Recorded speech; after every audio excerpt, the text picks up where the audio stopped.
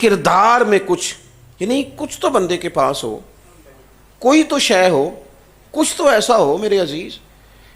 یہ ریڑھی والا بھی اگر یہ معیار بنا لے نا کہ 2 روپے اگر کسی کے باقی آتے ہیں تو وہ کہتا ہے جناب کوئی نہیں رکھ لو، تو ریڑھی والا بھی اگر اصول والا ہو کہ جناب اپنے 2 روپے لے کے جاؤ، میں کما کے کھاتا ہوں، مانگ کے نہیں کھاتا، اس کی ذرا عظمت بیٹھے گی۔ اپنی طبیعتوں میں جب انسان تھوڑی سی بے نیازی لاتا ہے، وقار لاتا ہے، وہ یعنی لوگ اس پر اعتبار کرتے ہیں۔ میرے معاشرے کا مسئلہ آج کل روزی روٹی نہیں، اور یاد رکھنا دنیا میں زیادہ بندہ وہ مضبوط نہیں ہوتا جس کے پاس پیسے زیادہ ہوتے ہیں، مضبوط وہ بندہ ہوتا ہے جس پر لوگ اعتبار کرتے ہیں، جس کے بارے میں لوگ کہتے ہیں جھوٹا نہیں، فراڈیا نہیں، دھوکے باز نہیں، یہ بندہ کھری بات کرتا ہے، یہ ایسے ہی اول فول نہیں بولتا رہتا، اس کے اندر کوئی وزن ہے بات میں۔ رسول کریم علیہ الصلوۃ والسلام امام الانبیاء ہیں، سید الابرار ہیں، نبی پاک علیہ الصلوۃ والسلام اللہ کے محبوب مطلق ہیں، حضور کو اللہ نے شانیں عطا کی ہیں، یہ ساری عظمتیں لوگوں کے سامنے آئیں۔ اور میری ملت کے جوانوں، سب سے پہلے حضور کی جو عظمت مکے والے لوگوں کے سامنے آئی اور جس سے حضور معروف ہوئے، سب سے پہلی شان وہ یہ تھی کہ نبی پاک صادق اور امین ہے، حضور سچ بولتے ہیں، دیانتداری کا اپنی زندگی میں۔ اور بہت سارے لوگ میں نے دیکھے ہیں جو بلا وجہ جھوٹ بولتے ہیں، بلا وجہ، کوئی مقصد نہیں ان کا، جھوٹ لے ڈوبا۔ ماں کہتی ہے پتر میرے ساتھ تو سچ بولا کر، بیوی کہتی ہے تو پیسے تھوڑے دیا کر، میں ایک سوٹ پہ گزارا کر لوں گی، پر لاہور جاتا ہے تو لاہور ہی کا بتا، میرا اعتماد ٹوٹ گیا ہے، میں کیا کروں، تو سچ نہیں بولتا۔ ٹوٹتے بکھرتے رشتے کیوں؟ کہ کردار کی عظمت نہیں، ہم سچ نہیں بولتے، دیانتداری کا مظاہرہ نہیں کرتے۔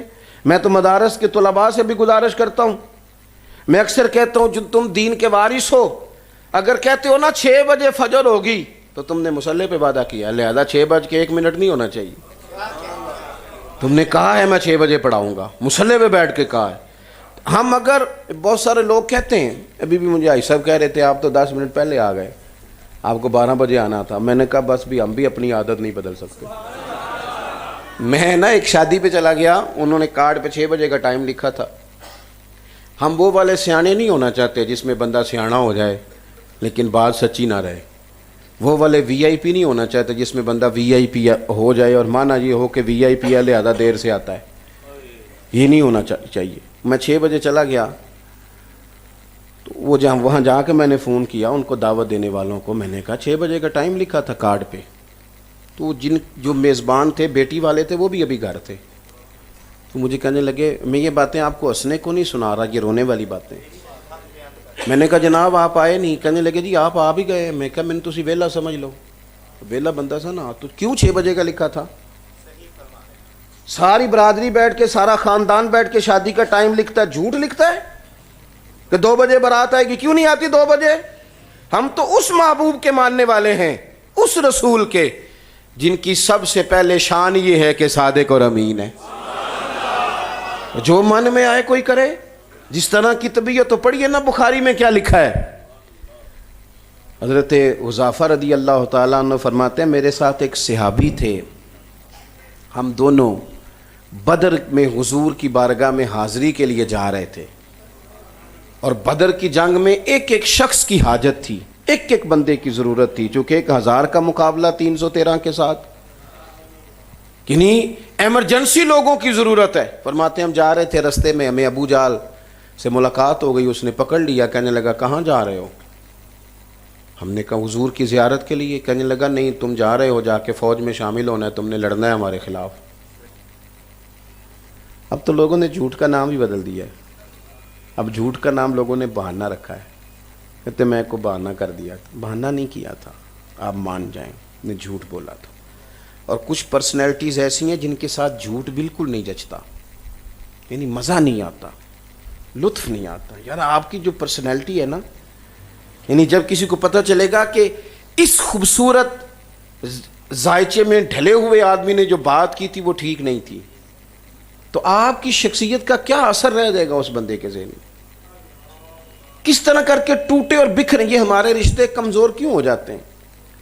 اس لیے کہ شادی سے پہلے والد اتنی کو تعریفیں کرتا ہے اپنے بیٹے کی، بیٹی والے وکیل بن کے اس کا مقدمہ لڑتے ہیں، اور بعد میں کہتے ہیں او جی میں تینوں بڑا سمجھانا میری بھی نہیں مندا۔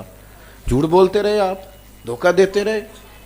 اتنے بڑے رشتے کی بنیاد اگر دھوکے پہ ہوگی تو نبھایا کیسے جائے گا؟ حضرت حذیفہ کہتے ہیں ابو جہل نے کہا کہ تم لڑنے جا رہے ہو، تو میں نے کہا یار ہم لڑیں گے نہیں، ہم نہ بس زیارت کریں گے۔ یہ ہم نے ابو جہل سے وعدہ کیا۔ کس سے؟ ابو جہل سے۔ او سنگیو، خدا را کوئی ایک بات تو ایسی ہو جس میں کوئی کہے یار یہ بندہ اس معاملے میں کھڑا ہے، کوئی ایک تو ہو نا یار، ایک تو ہو زندگی میں، ایک کی تاریخ کر لو جوانوں، سچ چھوڑ لو، بس سچ کا سودا بیچو۔ میں نے تو یہ دیکھا ہے کہ سچ والے کی دکان زیادہ چلتی ہے، لوگ کہتے ہیں 5 روپے زیادہ لیتا ہے پر سودا تو صحیح دیتا ہے نا، اس کی تو مہنگا سودا خریدنے کو لوگ تیار ہوتے ہیں۔ فرمانے لگے ہم نے کہا کہ ہم لڑیں گے نہیں۔ حضور کی بارگاہ میں حاضر ہوئے، اس نے ہمیں جانے دیا، جا کے عرض کی یا رسول اللہ صلی اللہ علیہ وسلم ہمیں ابو جہل نے روک لیا تھا، اب وہ آنے نہیں دے رہا تھا، ہم نے تدبیر کرنی پڑی، ہم نے کہا کہ بھئی ہم لڑیں گے نہیں، آ گئے، ہمارے لیے حکم کیا ہے؟ ابو جہل سے وعدہ کیا نہیں لڑیں گے، اور یہاں ایک ایک بندے کی ضرورت ہے بدر میں، حضور حکم کیا ہے؟ تو نبی پاک علیہ السلام نے فرمایا حکم وہی ہے جو میرا دین کہتا ہے، تم نے وعدہ کر لیا ہے، اب تم نہیں لڑو گے۔ ایک ایک شخص کی ضرورت ہے حضور، ایک ایک کی، اور ہم لڑے نا، آپ کے ساتھ نہ لڑے۔ تو محبوب نے فرمایا نہیں بھئی ہمیں تو رب کی مدد کی ضرورت ہے۔ سچ بولیں آپ دیانتداری کا مظاہرہ کریں، یہ حضور کے کردار کی عظمت کا۔